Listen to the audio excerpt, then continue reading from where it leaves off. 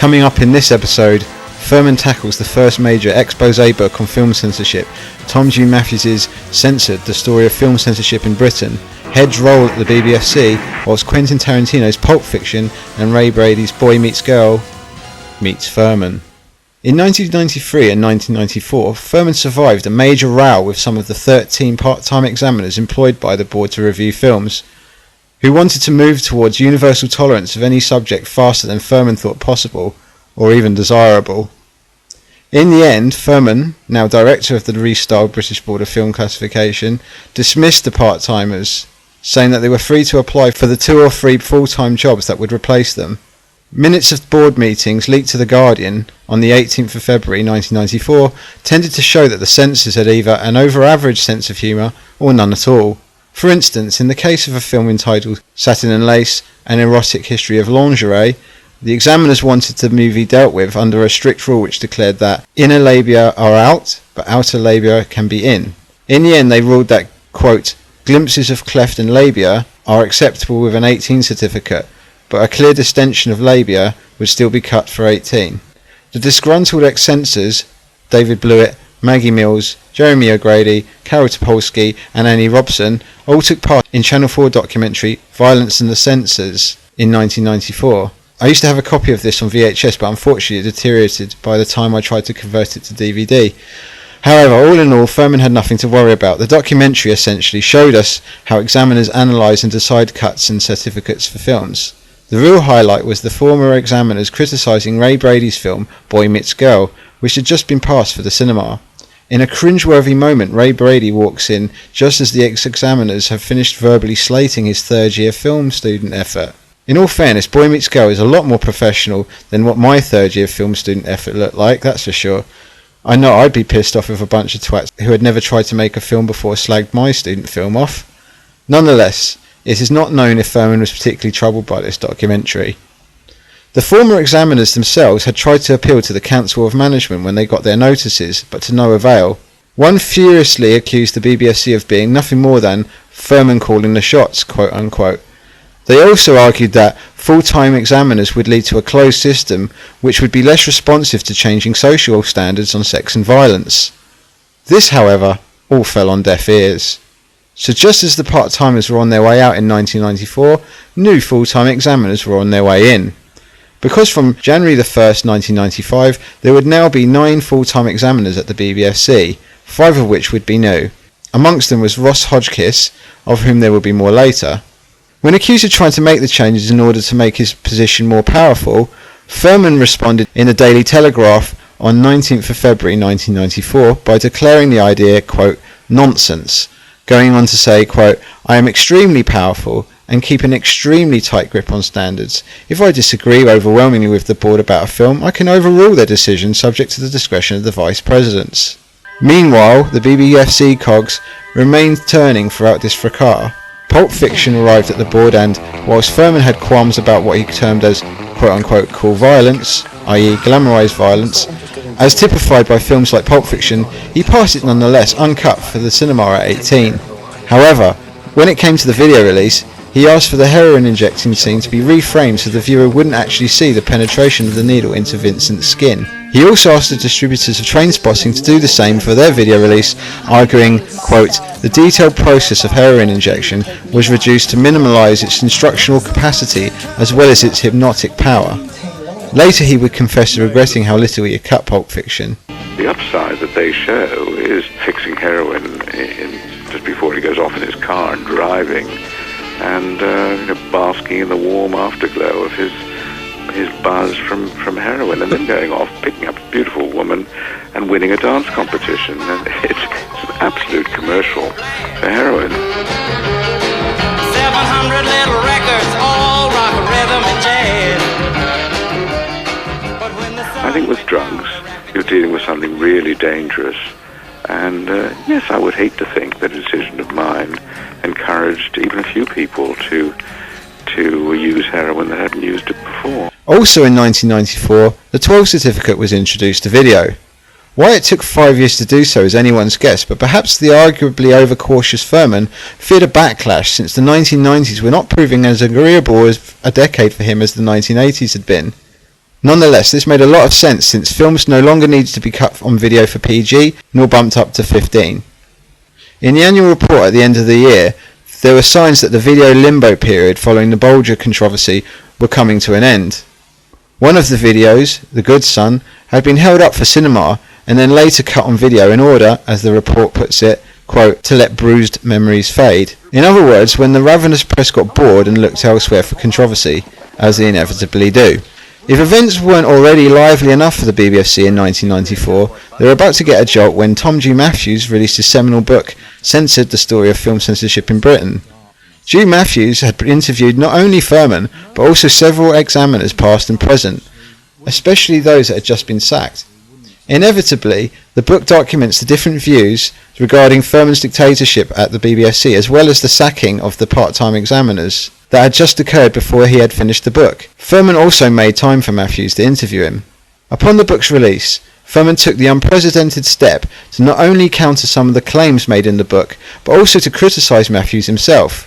Amongst the choice bitch slaps Ferman serves Matthews in his article, Reading the Bans, published in the Sunday Times just after the book's release, include, quote, Drew Matthews thinks that all regulatory controls on film should be swept away, even those designed to protect children. A voice from the libertarian 1960s, Drew Matthews writes as a journalist rather than a historian. Meow. Ooh, what else has James Ferman got to say? Well, he goes on to state that if Drew Matthews is less trustworthy, it is because he chooses his examples to make a predetermined case, and when the evidence is insufficient, he rigs it. Oh no, he didn't. His ideal is a liberal, rights-based society without any concomitant duties or obligations, and once he leaves behind the secondary resources and launches into original research, the book becomes increasingly tendentious. When I read this article back in 1994, I had to look up the word tendentious because I didn't know what it meant. By the way, it means expressing or intending to promote a particular cause or point of view, especially a controversial one. Ferman hadn't finished pounding Matthews yet though. He goes on to write, Drew Matthews seems to have recorded half-remembered rumours and has made no attempt to double-check them. I counted nearly 40 errors of fact in the last 3 chapters alone, any one of which could have been corrected simply by asking. Well, what asked the most secretive head censor in the history of the BBFC if he could proofread the final draft? Anyway, Ferman goes on. He has little grasp of forensic considerations or of the law itself. And finally, the knockout punch found in the last paragraph. We are, of course, a public body operating in the public interest. But it is not impossible, as the book concludes, for a public body to balance the claims of freedom and responsibility. That is, after all, what public bodies are charged with doing. Drew Matthews might not be able to do it. We do it all the time.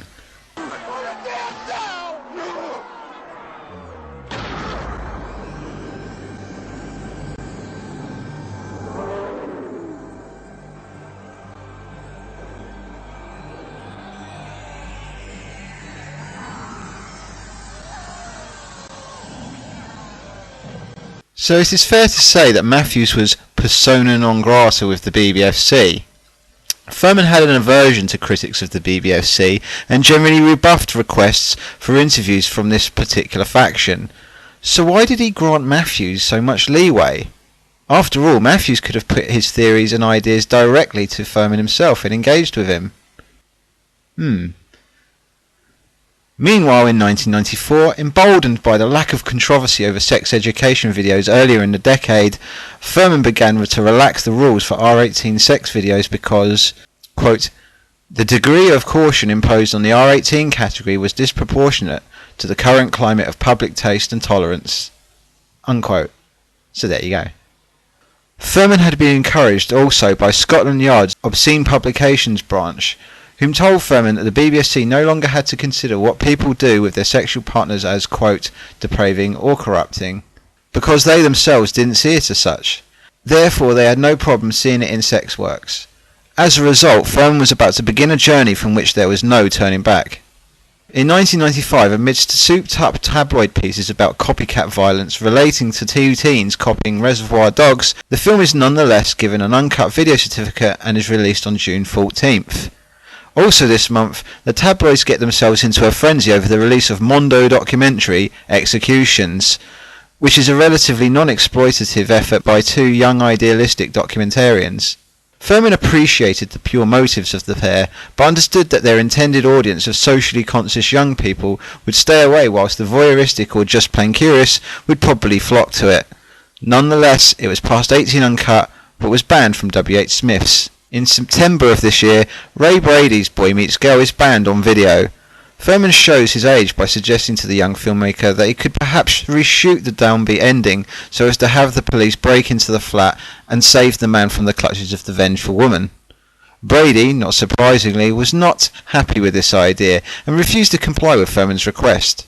Consequently, the film was banned on video until Ferman retired. However, as 1995 ended and 1996 began, Ferman was about to begin the road to political self-destruction.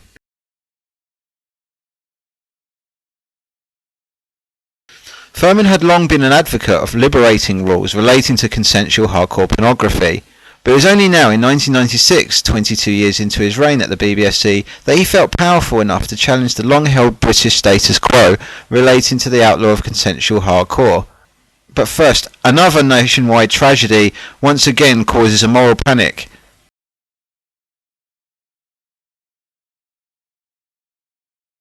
March 13th, 1996 was a day of double tragedy. In Italy, horror maestro Lucio Fulci died, and in England, a lone gunman, Thomas Hamilton, shoots and kills 16 school children and one teacher at Dunblane Primary School. As a result, the press begins yet another tedious campaign against violent videos, when gun control was clearly the issue. As a result, Warner Brothers postponed their video release of Natural Born Killers, yet calls for more video censorship fall by the wayside since the public thirst for such action had well and truly been sapped by both the 1984 and 1994 purge. In 1996, during an in-house BBFC seminar, the idea that rules on pornography could possibly be loosened started to become a reality. As a result, in June 1996, Ferman met with a certain Tom Sackville, Parliamentary Under-Secretary of State at the Home Office. Bit of a tongue twister that. During this meeting, at which a high-ranking police superintendent was also present, it was noted in the minutes for the meeting that consumer demand was not being satisfied by materials supplied through the licensed sex shops, and had asked Mr. Sackville to speak to the BBFC about passing material with a higher degree of explicitness, though not obscene. Still well short of European standards, to meet the demand and decrease the need for the black market material. So now finally, Ferman had the full weight of political backing to realise his dream of separating explicit, though consensual pornography from explicit and sexually violent non-consensual pornography. So in July 1996, the BBFC Deputy Director Margaret Ford asked the rest of the board to draw up a checklist to help determine how much more could be now accepted at R18. But as one hand giveth, the other hand taketh away, because Ferman was also during this time either cutting action films or raising their certificate for their video release. Sometimes both, as had happened with Under Siege 2, The Glimmerman and Van Damme vehicle Maximum Risk, all cut on video even as they were being simultaneously bumped up into a higher age category. Ransom Sleepers, Con Air and Copland, on the other hand, were also bumped from 15 to 18 on video, but crucially they were uncut. All of this was done in aid of appeasing the Criminal Acts clause of the freshly amended Criminal Justice Act passed in the wake of the Bulger tragedy. This also meant that any criminal activity shown in detail, such as the car stealing scene in powerful polemic urban drama Menace to Society, was cut out. Ironically, as the 1996 BBFC annual report makes it clear, Ferman had been doing this for years anyway.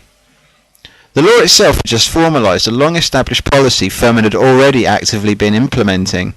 Meanwhile, on November 25, 1996, Nigel Wingrove, the director of long-banned film Visions of Ecstasy, triumphantly wins an 8-year fight with the BBFC when the film's ban is overturned by the European courts. Ferman's thoughts, however, lay elsewhere. In December, at the behest of Ferman, Deputy Director Margaret Ford drafted the new R18 interim guidelines which were to be issued to all BBFC examiners. We shall discuss these different guidelines in the next episode, but it is clear that Ferman's honeymoon with the British press was over. On December 13th, the Daily Mail took aim at the previously untouchable Ferman. Under the headline, "Time to sack this feeble censor," the Mail pours its usual scorn and, in its typical Little Englander manner, can't help but point out Ferman's American birth. The Mail, whom once implored Ferman to cut violence from movies, now criticised him for doing just that, arguing, "The censor scissors actually render their heroes more likeable because they are less obviously sadists. The unintended result is that the audiences end up cheering the remaining violence even more." This from a newspaper that wanted to ban it all now criticised Ferman for what he had been doing with their tacit approval for nearly 22 years. Cutting violence from films. It goes on to argue in the concluding paragraph, "Ferman could refuse to give certificates to ultra-violent films. The truth is that he has the power, but not the inclination." Ferman, however, did have the power and inclination because there had been a number of banned films, or more often than not, distributors had to get permission from Ferman to submit their film, which he would then deny. These were the so-called withdrawn submissions, i.e. where he dissuaded formal submissions of contentious titles by informing the distributors that, as he so was often fond of saying, now is not the right time. The official BBFC statistics for this time do not tell the full story, as there are no stats of films Ferman refused to even allow submissions of. Many films, The Exorcist included, just ended up being put into the drawer, hence the coining of the term video limbo, which was used to describe the notoriously indecisive Ferman's habit of stalling when it came to making difficult decisions. His habit was such that in his previous career as a TV director, he was apparently known as Mr. Indecision. However, this was a moniker that Ferman was about to challenge, as he was about to go out on a limb, and for perhaps the first time in his working life, stand up for what he truly believed. In the next episode, New Labour win power, whilst Ferman stands on principle as he goes head-to-head with the new Home Secretary, Jack Straw, two men entering arena from which only one could emerge.